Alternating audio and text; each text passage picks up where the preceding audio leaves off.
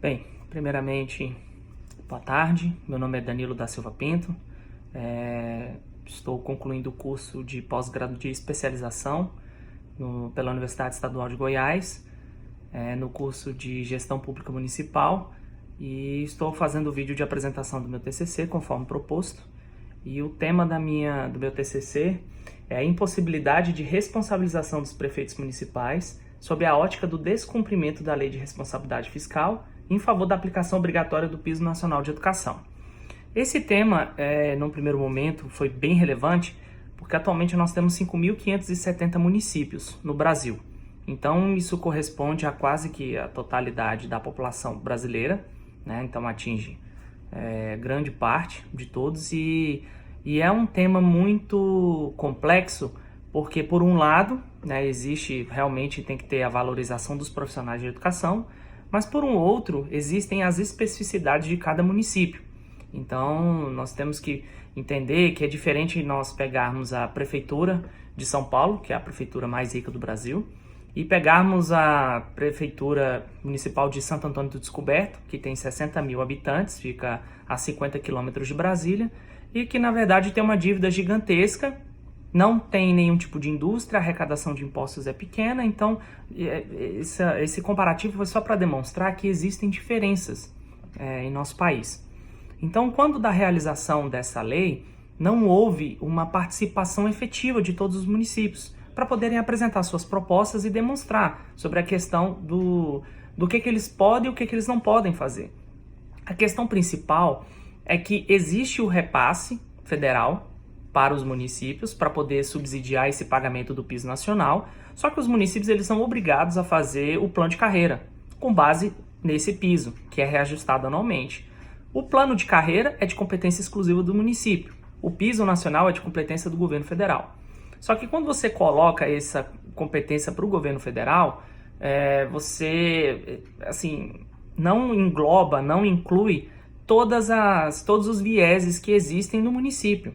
Então, por exemplo, a gente tem que pensar que a qualificação dos profissionais, de alguns profissionais no município, elas não são suficientes para poder suprir uma legislação correta, bonitinha, em que realmente vai ser possível fazer esse pagamento. A gente tem que pensar que, por exemplo, no interior do Piauí, um município de 2.000 habitantes, tem uma quantidade pequena de professores, e como é que você consegue achar profissionais suficientemente astutos para se fazer uma lei, né, que conheça a realidade do município e que faça uma lei de acordo com o município. Então, você tem que ter um conhecimento aprofundado das leis, você tem que saber o que você pode fazer, o que não pode, e não adianta você chegar e fazer uma contratação de um profissional de outro local para poder mandar para lá, porque isso é muito caro para o município, que às vezes ele não tem condições de poder arcar com esse pagamento. Não existe interesse de profissionais ir para o interior do país para poder ajudar. Então, você precisa de uma política que ajude os municípios a realmente fazer leis que conduzam com a sua realidade financeira, né? Então, quando existe esse repasse do governo federal para se pagar o piso municipal e existe a obrigatoriedade do plano de carreira por parte do município para se fazer essa junção desses dois pontos, é onde começa o problema.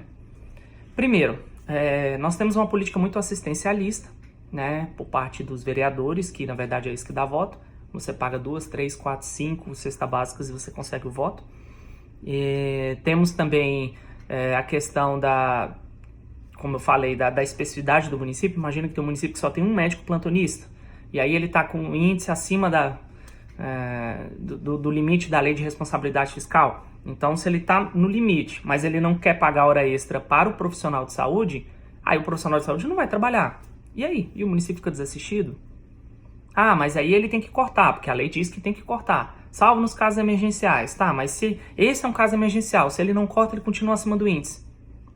É complicado. Como é que você vai incluir esse índice federal, que na verdade existe esse repasse do Fundeb, que é o Fundo para Desenvolver a Educação e os seus profissionais, e você inclui dentro da questão dos gastos com o pessoal?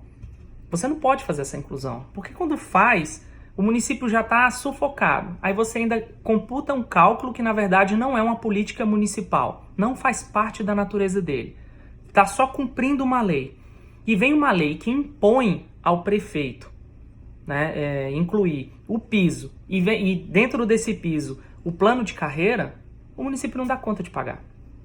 Acaba que todos os anos tem esse reajuste, todos os anos você mexe na lei. Tem a questão política, porque se às vezes chega um determinado prefeito que não tem uma conversa muito próxima com a Câmara, você não aprova a lei, você pode mandar o projeto, mas você não reforma, você não consegue reduzir, e acaba que você cria um desgaste da pessoa política do prefeito, que na verdade ele tenta fazer essa redução, mas por esses outros fatores vem essa dificuldade. Então o ponto principal é o quê?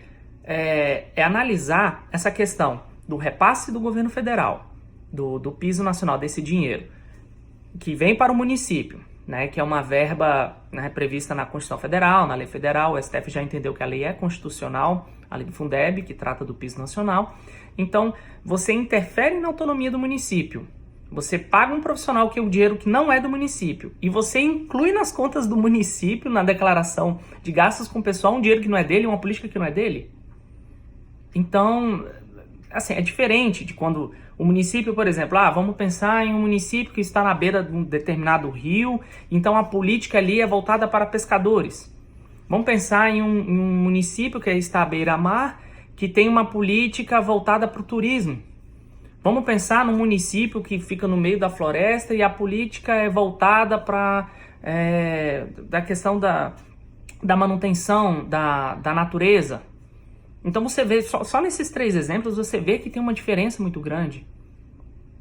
Agora, você tirar essa autonomia do município e ainda obrigar o prefeito a incluir na conta, ainda que constitucionalmente tenha essa possibilidade de autonomia, mas ela não é absoluta, você consegue reduzir. Então, você não pode pegar esses programas federais, especificamente federais, na qual o governo federal, por meio da equipe que é altamente especializada, que consegue fazer um investimento e mesmo assim não chama o município para participar, você não pode responsabilizar esse ente. Principalmente a pessoa do prefeito, que é o chefe do Poder Executivo, que às vezes tem que lidar com a população que é muito mais próxima. É diferente também o presidente da República, que fica em Brasília, e o resto do Brasil, que está 90% do Brasil está bem longe dele. É diferente de um prefeito que está a 30 quilômetros da população inteira. Num raio de 30 quilômetros, a população inteira consegue achá-lo. Então tem toda essa dificuldade, a questão política, e enfim, essa responsabilização acaba que fica muito pesada. Quando a gente pega as regras, por exemplo, da Lei de Responsabilidade Fiscal, que ela fala sobre o índice, que não pode, no caso dos municípios, elas não podem ser superior a 54%. Vamos excluir aí o pedaço do Poder Legislativo, né, que aí fica numa outra alçada, mas vamos pensar que o executivo pode gastar só 54% de toda a tua arrecadação com gasto com pessoal. 54%. Se a gente pensar numa questão macro, tranquilo, 54 é um índice bom. Agora, para o município de 2.000 habitantes, que às vezes só sobrevive com um repasse de recursos federais, que são encaminhados como fundo de participação dos municípios, às vezes não tem indústria, não tem plantação, não tem nada, não tem turismo, tem uma outra coisa ali, serviços, e mesmo assim esse serviço, a questão da economia é muito pouca. Então, para você desenvolver um município, para você colocar profissionais qualificados nesses lugares, que às vezes estão longe das capitais, é complicado.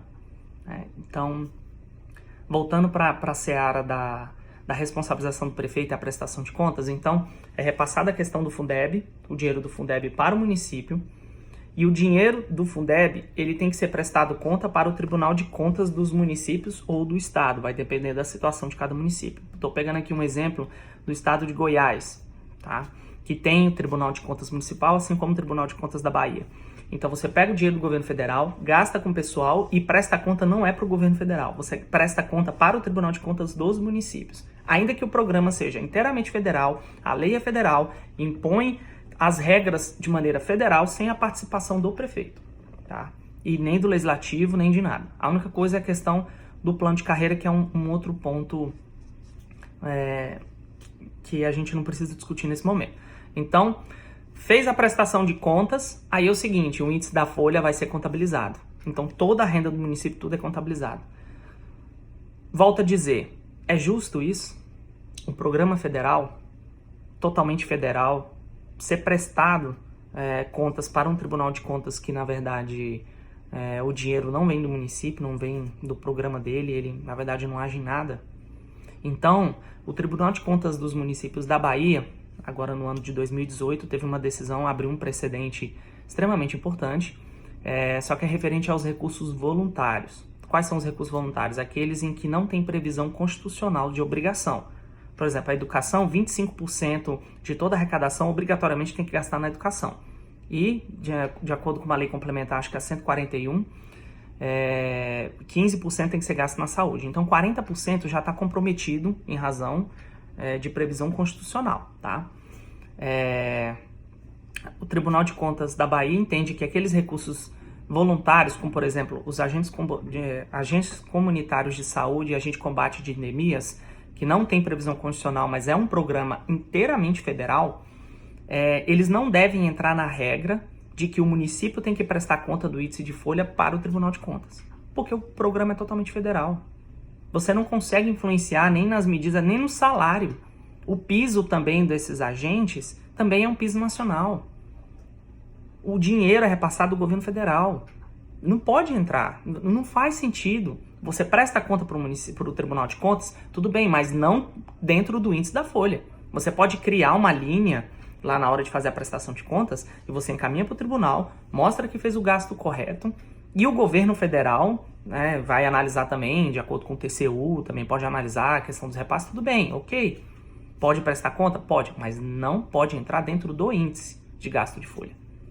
Entra em outro índice, como gasto de serviço de terceiros, como pessoa física ou como pessoa jurídica, enfim, qualquer outro meio, mas não entrar na questão do índice. Então, o Tribunal de Contas da Bahia entende que nesses recursos voluntários que são transferidos aos municípios não devem entrar no índice da folha. Isso vai ajudar, é uma questão mais formal, é uma questão mais assim de não punir o prefeito por um programa que, na verdade, ele não tem nada a ver. Então, se nos recursos voluntários são assim, por que nos recursos constitucionais compulsórios tem que ser diferente? Então, a questão do dinheiro que vem do governo federal, que entra no município, presta-se conta, beleza, mas não pode entrar dentro do índice. Porque o prefeito, se ele não consegue atingir, porque ele é obrigado a colocar aquele índice, por mais que ele receba o dinheiro do piso, tá? Mas aí, assim, o dinheiro do piso também é calculado de acordo com a quantidade de professores, de alunos, de escola, da escola, né? A questão do material de limpeza e etc. Que aí a lei fala que tem que ser gasto de todos esses recursos 60% com os professores e 40% com os demais profissionais, que a lei também coloca isso, como tem que ser gasto. Então, você vê que ele é totalmente condicionado a essas regras federais. Então, por qual motivo tem que ser incluído dentro do índice de gasto com pessoal? Agora, o plano de carreira, beleza. Plano de carreira, tudo bem, porque a competência é exclusiva do município para poder fazer a sua instituição. Por mais que o prefeito, às vezes, tenha dificuldade de mandar um projeto de lei, mas ele consegue depois justificar para o Tribunal de Contas que tentou fazer uma alteração e, às vezes, a Câmara Legislativa não autorizou.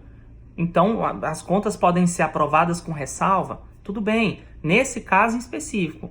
Agora, nos recursos em que são vinculados, nas quais são previstos constitucionalmente, repassam para os prefeitos e os prefeitos prestam conta dentro do índice, é você punir em demasia o chefe do Poder Executivo sem necessidade. Então, a problemática do meu trabalho é essa, né? A questão da impossibilidade, porque, de acordo com o estudo que eu fiz, eu sou contra a penalização do prefeito, nesse caso em específico, do recurso federal que vem do Piso Nacional da Educação, porque ele não deveria entrar no índice de gasto pessoal. Então, ele tem que ser retirado desse índice para você baixar o índice da folha. O gasto vai ficar igual. É igualzinho. Então, eu recebo 10, eu gasto os 10, tudo bem, só que esses 10 entram no índice da folha. Aí eu vou ter todo o restante dos servidores.